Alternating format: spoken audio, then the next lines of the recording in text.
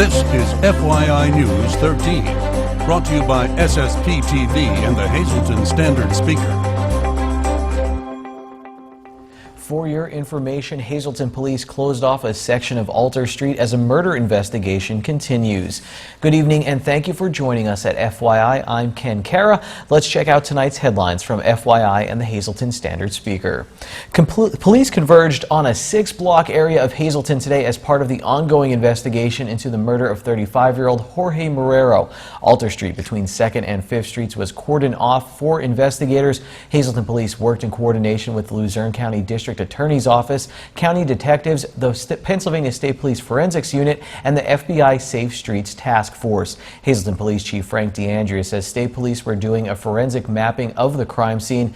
Emergency no parking signs were posted yesterday in an attempt to clear the area. Last week, we were successful in removing a criminal, a heinous murderer from our community. But most importantly is to keep that person off the streets.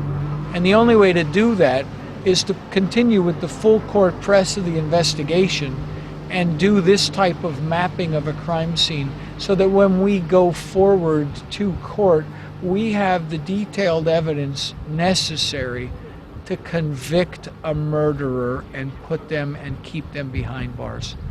The efforts today are part of our commitment to keeping the community safe. We've gotten an incredible amount of support from the community. This morning, the officers from HPD, to include myself, have been knocking on the doors of the businesses, explaining to them that for a few hours we're going to have control of the public space. We're going to stop foot traffic, we're going to stop vehicular traffic. We have all the cars off the streets so that my officers can remain safe while they're working to keep the community safe. The chief says someone removed or turned around a few of the no parking signs. As a result, a few parked cars were towed outside the crime scene area at no cost to the owners. Jorge Marrero was killed in what police called an execution-style shooting on June 11th. 3 days later, police arrested and charged 26-year-old Rafael Mora Polanco.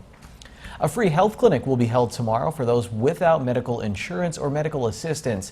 Patient registration will be held from 5 to 6 p.m. on a first-come, first-served basis with no registrations after 6 p.m. The free clinic is held the second Tuesday and fourth Thursday of each month at Catholic Social Services Family Center at 106 South Church Street in Hazleton. It's sponsored by the Greater Hazleton Health Clinic, a nonprofit volunteer organization. Healthcare providers can volunteer their time. For more information, you can email hazeltonfreemedicalclinics@gmail.com.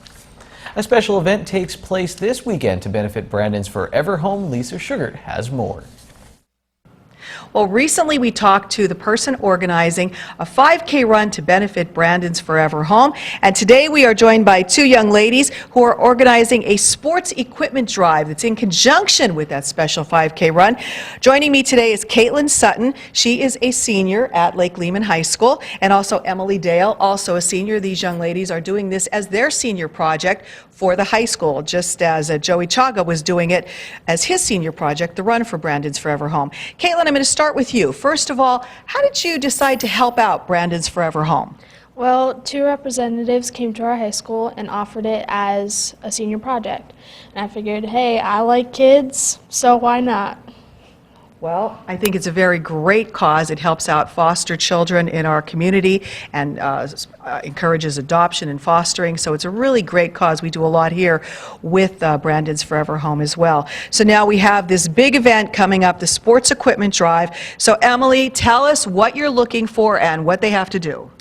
Well, we would be accepting donations of cleats, shin guards, even long games for the sports day that we're having for them.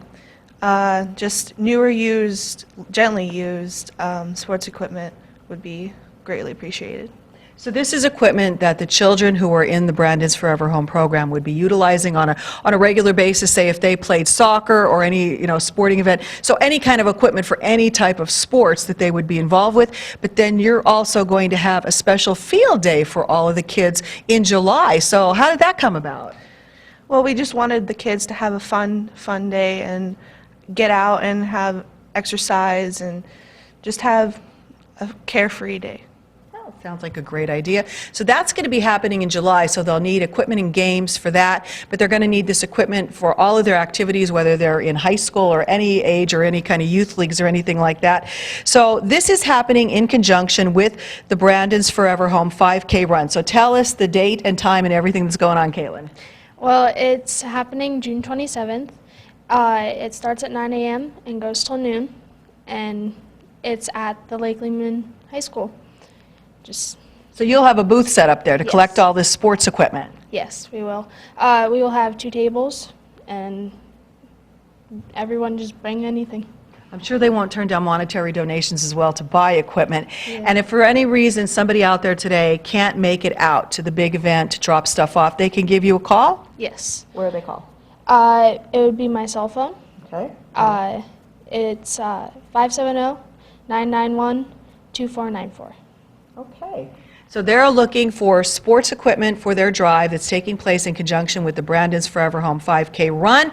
And if you want to get signed up for that as well, we have the information up on your screen. So please come out to this wonderful day to help support this great cause, these young students getting involved to help other children to make sure that they can enjoy all the wonderful activities that everyone enjoys on a regular basis. So please come out and make it a tremendous success. More great work from young people in Northeast Pennsylvania. Thank you, Lisa, for that interview. Coming up later on FYI, Eric Schultz from the Standard Speaker sports staff joins me to talk about Major League Baseball, college football, women's soccer, and wrestling. And after this break, Janine Mazurkevich is back with Tamara and What's the Sense? Our home design segment makes its return.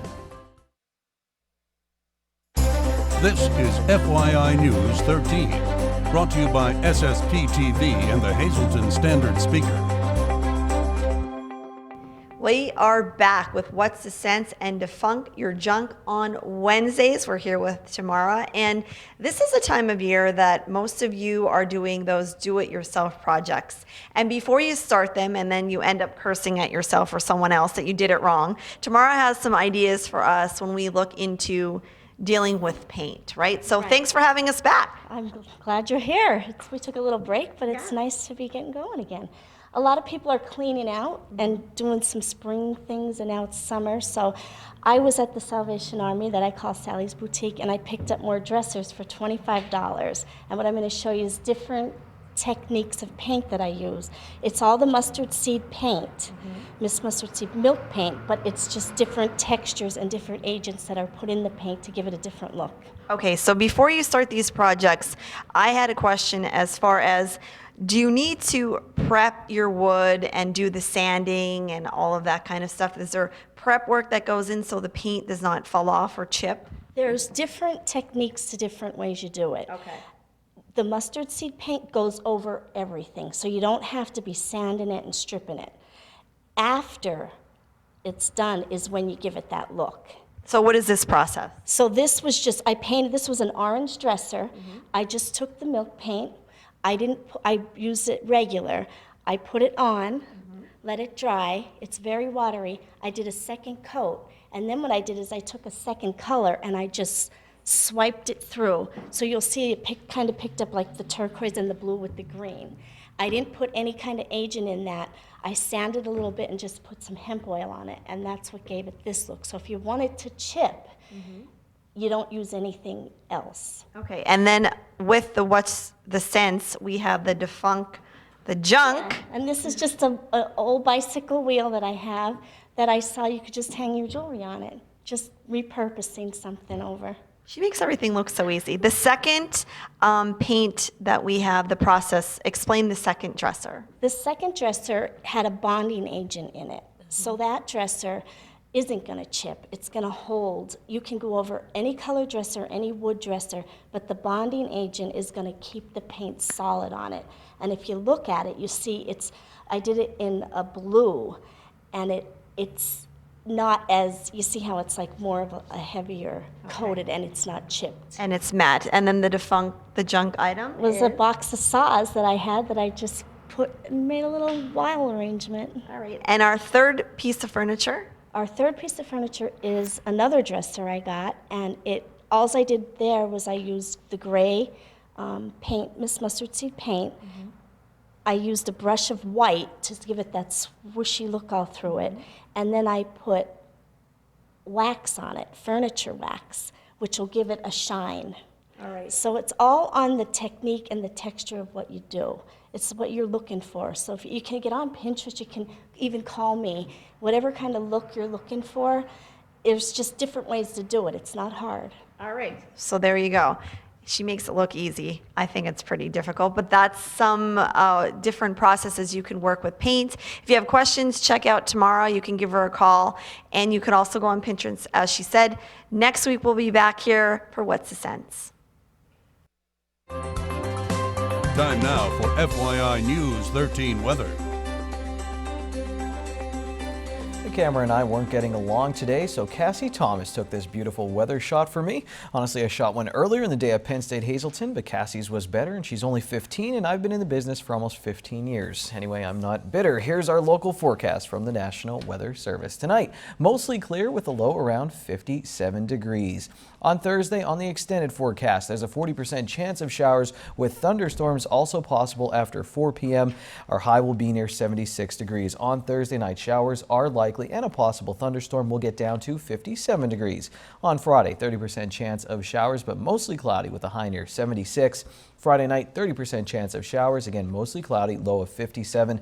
On Saturday, we jump up to 40% chance of showers, a mostly cloudy day, high of 67. At night, we're up to a 50% chance of showers, mostly cloudy with a low of 55 degrees. On Sunday, another chance of showers, again mostly cloudy, high near 67. And on Sunday night, guess what? Chance of showers, mostly cloudy, our low will be 54 degrees. Tonight's weather is brought to you by Valley High, the area's oldest ice cream and fast food restaurant. Stop on in for a cold treat including our ice cream and yogurt, or some hot food including our burgers, hot dogs, fries, and much more. That's Valley High, Route 93 in West Hazleton. Treat yourself today. And we're back here at Rails to Trails in Hazleton, and we're getting you fit for the summertime. We're back with Rob Gold, and Frank Romero is our special guest for the last couple of weeks. So Frank, thanks for joining us. Rob, what are the next events coming up? The next multi-sport race is the Wally Man Triathlon at Lake Wallenpaupack. It's on the 27th, Saturday. It's got a shorter distance, it's got a longer distance, so if you're more of a beginner, it's a good race that you could try. It's also got the relay option. You could have a 2-person or a 3-person team. It's also got just a swim bike option. So if you don't want to run, you could just do the swim and bike. All right, and this is good because although it's out of town, it's the only one, so it is really local and part of your group, right? Right, there aren't too many triathlons or duathlons, so this is a local race. Okay, if you're following along every Wednesday here on FYI, Frank started about 3 years ago with his fitness and healthy lifestyle. He lost a ton of weight, he got his family involved, and now he's actually running the first ever Hazleton half, and I can't wait. I'm going to obligate myself to this. I have to hold myself accountable through TV and Facebook and tell you that I'm going to be running it. It's going to be my first half that I'm running here locally in my hometown. So I hope no one's watching when I'm huffing and puffing my way through this race. But this is really a great thing that you started. Oh, thank you. It was a group effort, right, to bring it in. But I'm really excited about giving the opportunity for the community to get out there and run, be more active, and live a healthier lifestyle. All right, well, let's sell it. How do people get involved? Why should they partake? They should do it for themselves, right? And they should also do it for the community. It's going to go back to Hazleton area. So it'll go out to downtown Hazleton and then back into the trails. So how do they participate? Just go on the website, onto the Hazy events, and you'll be able to find us there. Okay, it's not only going to be the run for the half, there's going to be other runs involved in this, so you can really participate and get the family involved. That's correct. There's a fun run, there's a youth run, there's a 1 mile distance, there's a small sprint, there's a 5K and a 5K walk with a 10K run. So there's a lot of opportunity for runners of all different levels. I know, and even if you run every day or you work out every day, there's nothing like participating in a race and having that momentum of being around people who are like-minded and getting out there and being in shape, and just, it's such a great feeling. I'm on a high the week after, like the whole week after a race. It's just, there's nothing like it, and I'd love for more people to experience that. Absolutely. And he's the biggest racer right here. So anything in closing? Competition, it brings out the best in you, and it promotes you, it encourages you to train all week long because you know you're going to be held accountable on the weekend. Yes, you are. And again, if you're going to sign up for this Hazleton Half and you're a newbie, this is the time to start training. So look up those, halves and, look up a plan and start sticking to it now, because it does take about good 12, 14, 16 weeks. Frank, Rob, thanks for joining us here on FYI. Join us here every Wednesday for some motivation to live a healthier lifestyle. Thanks, Janine. And now here's your midday winning Pennsylvania lottery numbers. Pick 2, 1, 3. How about that? Pick 3, 0, 2, 6. Pick 4, 5, 7, 7, 4. And pick 5, 9, 0, 7, 1, 6. Your midday winning lottery numbers here on FYI. Brought to you by Boyer Insurance Agency with 2 locations to serve you. One location is in Cunningham on Sugarloaf Avenue. The other in Nescapec on Broad Street. You can call them in Cunningham at 570-788-3543 and in Nescapec at 570-752-7683. We have a fun conversation with Eric Schultz from the Standard Speaker next in sports.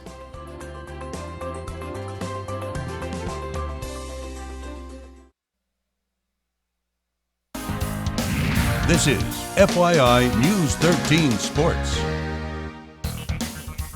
It's Dave Day on the Sportscast, but Dave, not here. So pinch hitting once again, Eric Schultz from the Standard Speaker. Eric, we appreciate your time. We have some national stuff to get into. As soon as you walked in, you started talking about Pete Rose, and just when you think maybe, might be reinstated, there's a possibility a report comes out from ESPN Outside the Lines that he might have gambled or allegedly gambled while he was a player as well. For our generation, I was kind of lenient on Pete Rose as I was growing up. I thought, you know what, just let the guy in. Did you feel like that before these new allegations came out? Yeah, I mean, he played a little before my time, so I just grew up knowing that he was a 3,000 hit guy and just was an amazing player. So I'm like, well, let him in on his merit as a player if he gambled as manager. I kind of, fell in that camp because I was like, if he played good enough, he deserves to be in there. But then this came out, and just as he's starting to get a little bit of public sentiment and he's applying for reinstatement, this comes out, and it looks like it's true. And if it is, that's it. Like there's absolutely no chance, and it's pretty definitive that he bet as a player, and there's no way that he'll get any kind of public support after that. And I know it's bad if it does come out and it is true, and I don't know if it's just because it is fresh in people's minds. Now all of a sudden you have this new report, but that was one of the first things when I was little. I was like, wait a minute, people cheat, or not cheat, but these kind of things happen in sports, and I watched 8 Men Out. Moving on nationally, another story, not a great story. Sean Diddy Combs, one of my favorites, man. That was the first rap CD I bought, was Puff Daddy, getting arrested. UCLA, his son plays for the team, Eric, and who knows, the situation's still being sorted out there. Now I asked you, because Snoop Dogg's son is also on UCLA's team. You said you weren't aware Snoop Dogg had a show about football, actually. No, I just know his son was on the team. I don't even know what his show could be about. I've actually never watched it either, but I heard it was interesting. But let's talk about college football. Other than the Big Ten and Penn State, what's something that you'd be interested in watching this year? The Pac-12, the SEC, Alabama. I guess Diddy and Snoop Dogg's son's playing. That would be cool. But yeah, Big Ten, there's a lot of storylines there. But I'd be interested in seeing Florida State and how they move on from the Jameis Winston era. I'm not particularly sure right now what their plan B is, or their plan moving forward at quarterback is. But he really led them there, and they were a dominant team with him behind center. So it'll be interesting to see who comes in and if he can at least pick up some of the load. You've been following the Women's World Cup team. Everyone's talking about Germany and France and how the U.S. hasn't been flashy. I've been saying they're just smart. They know how to win these games. They grind them out. I think they're still a favorite. I think they're going to do it. You think they're going to go all the way? Yeah, I mean, they're not scoring at the rate that everybody wants them to, but on the defensive end, they're not letting any other team score, and I think that's more important. As long as they're not getting on the board and you're playing strong defense, the offense can take some time. And we found out yesterday that all they need is a small opening, be it a penalty or the second penalty after Abby Wambach goes wide. They're bound to break through, and right now they're still showing that they're the better team. And finally, what does Dave have you working on right now, or what are you working on? Give us a little preview of what we could see from you in the speaker. Yeah, so we're looking around for general stories of local interest around the area. So one I'm working on right now is we have a pair of parents that are from the area. One went to West Hazleton, I think one's from Sugarloaf, and They have a kid. They live in the Benton area school district now. They have a daughter that is 15 years old and is out right now training in Colorado at the Olympic Training Center. She's going to be going to some sort of international tournament for her age group. And she's been successful so far. So, it's kind of interesting summer for her. She's going to be competing internationally and across the states, and not really having much of a summer vacation. So, it's one of the cool little fun little stories that I like working on when we don't have a lot of youth athletic going on right now. Eric, awesome, man. Look for his story in the Standard Speaker. Look for Snoop Dogg show somewhere on demand or something, Eric. It's always a pleasure. Thanks for dropping by. Yep. And here's tonight's FYI Standard Speaker scoreboard. Russ Kanzler, the Cunningham Crusher, went yard last night. He hit his 5th home run of the season as the Iron Pigs beat Buffalo 5-4. The Rail Riders, they keep chugging along and they get another win against Louisville. In the majors, the Cubs have won 4 in a row. Everyone celebrate with a third base hoagie. Joe Maddon's Cubs beat the Dodgers 1-0 in walk-off fashion. That's sports for tonight. FYI, we'll be right back. It's Wednesday, and here's some delicious alliteration. It's signature steak night at Bottlenecks. All of their signature steaks are only $9.95 plus bottomless soup and salad for only $2.95. Hey everyone, here's tonight's social news. First, a happy birthday in heaven to Billy Evenko. Happy birthday to my husband, the most loving, thoughtful man I ever met. Missing you so very much. I'll love you forever, Charlotte. And finally, check out the St. Joseph's Parish Picnic this Saturday and Sunday at the Shepton Oneida Fire Hall. There'll be ethnic and picnic foods, including their famous blinis, games, a bake shop, and much more, with a grand raffle on Sunday at 4 p.m. Hope to see you there. That's tonight's social news. FYI News 13 would like to send sincere condolences to the family and friends of these recently departed. Eileen F. Hoffman-Sensi of Weatherly.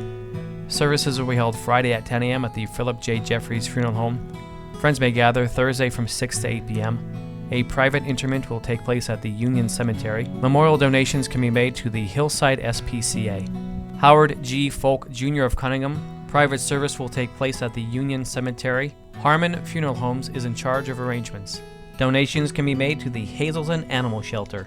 John P. Waco Sr. of Hazelton. Funeral will be held Saturday at 10 a.m. at the Holy Name of Jesus Parish. Interment will be at the Calvary Cemetery. Memorial contributions can be made to Brandon's Forever Home. Leroy W. Crossley of Tresco. The Frank J. Bonin Funeral Home is in charge of arrangements. And Ronald J. Evancho of Hazelton. Arrangements are under the direction of the Frank J. Bonin Funeral Home.